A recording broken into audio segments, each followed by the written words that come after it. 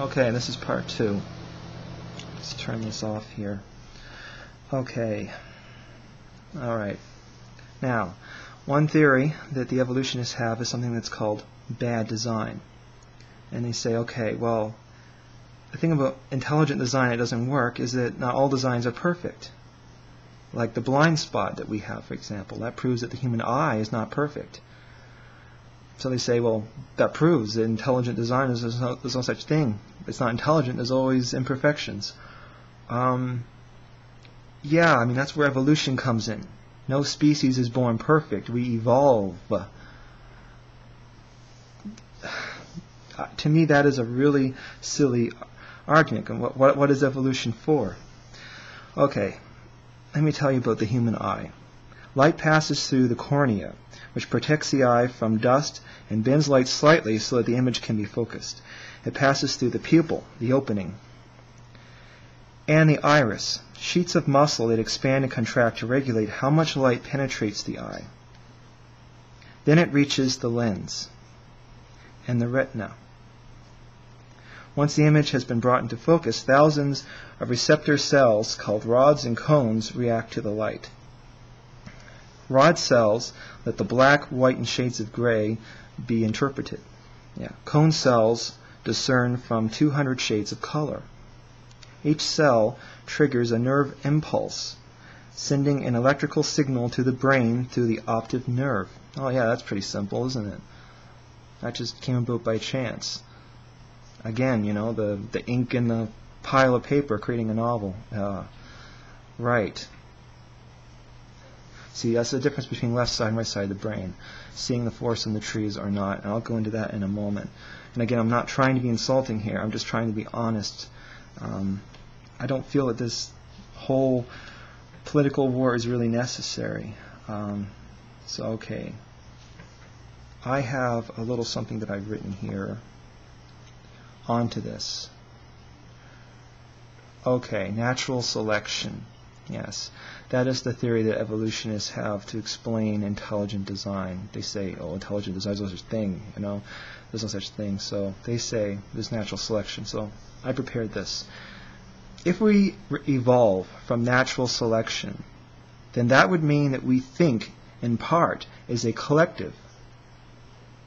Why we may have blue eyes but not pink or purple eyes is due to a collective decision. How would this collective thinking work?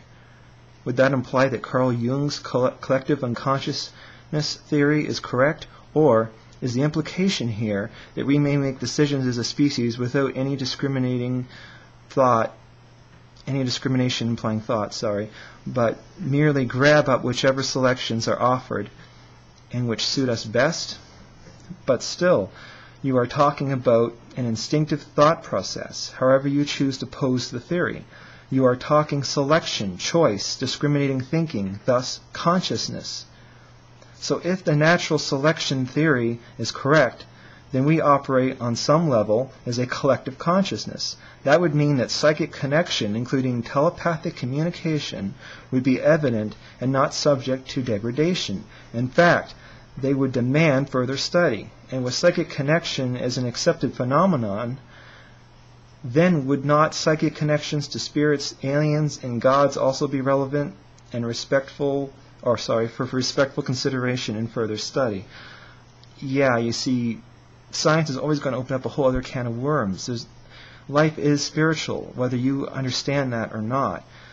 Science is always going to support spiritual understanding, just as spiritual understanding is always going to lead to a scientific inquiry.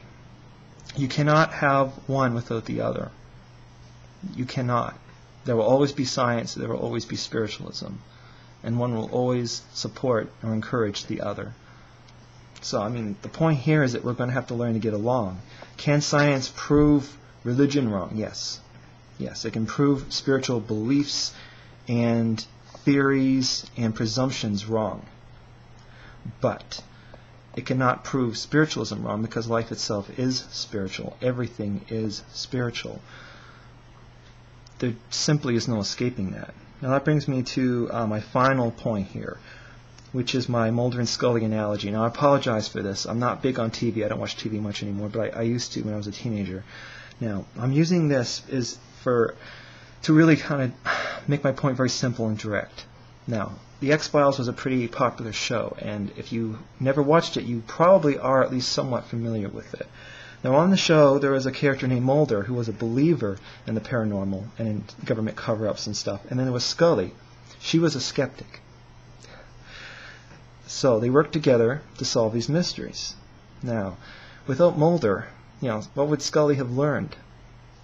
Through everything that they learned about government conspiracies and paranormal phenomenon, her mind would not have been expanded if it was not for Mulder's curiosity. In the same way, or by the same token, Mulder, although very open-minded, insightful, sharp, right side of the brain,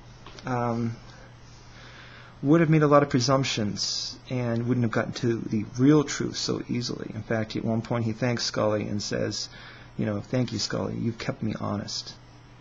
And you see, Scully keeps Mulder honest, and Mulder keeps Scully curious. And that's important, you see.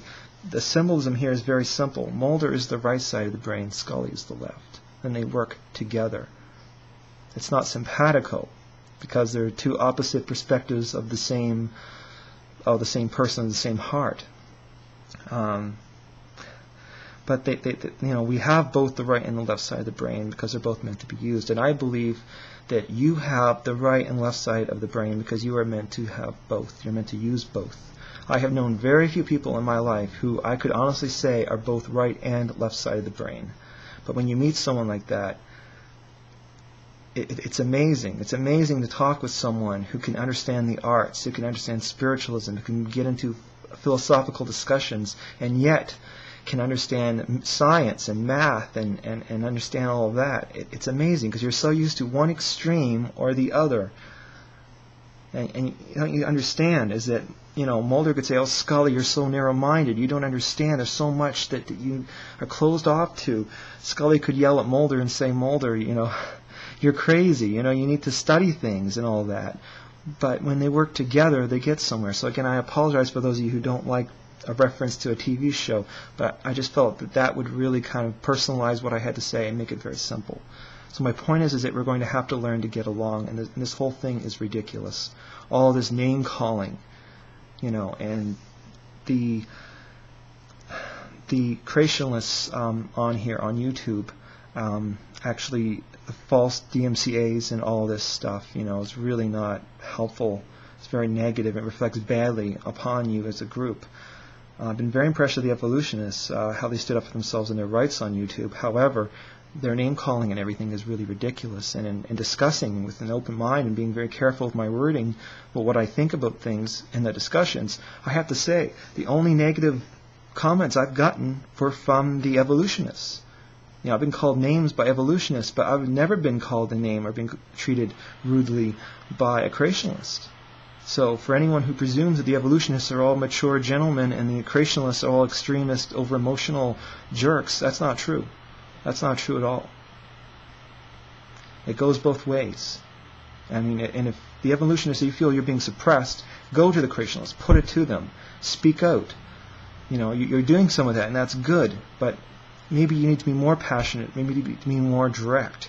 If you feel that there's some people or some group of people who are suppressing science, go to them, speak to them, but don't call them names, don't lower yourself to that. That doesn't help anything. We need to come together and learn to work together.